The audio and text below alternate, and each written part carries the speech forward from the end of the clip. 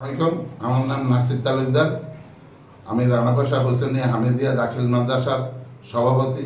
আমার নানা হাজি আব্দুল আহমদ মল্লিক, তার অনেক সম্পত্তির মালিক। এই সম্পত্তি আমি দেখাশোনা করি।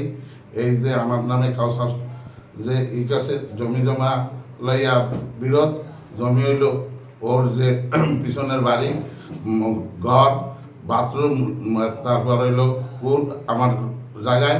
এই জায়গা নেওয়ার জন্য অনেকদিন পর্যন্ত পরে আমি রাজি হইয়া ওকে জমিটা বিক্রি করার জন্য একমত হই।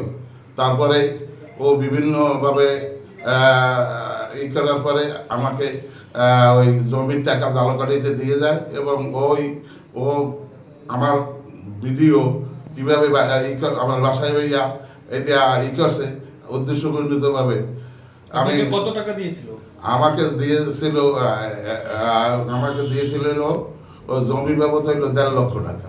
ওই টাকা আমি তার কাছে ফেরত পাঠাই মন্টু শিকদার মারফত, এবং ও আর মন্টু শিকদার দুইজনেই এই টাকা ওর কাছে ফেরত দিই।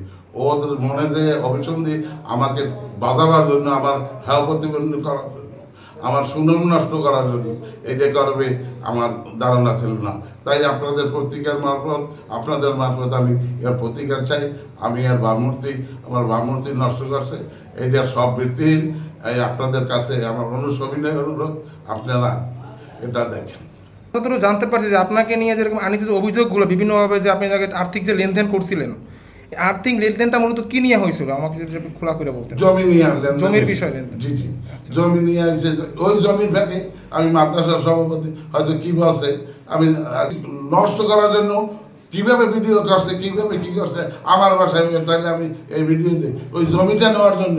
এখন জমি আমার গার্জিয়ানরা দেবে না, যার পরিপ্রেক্ষিতে আমাকে হেয় প্রতিপন্ন করার জন্য গেছে।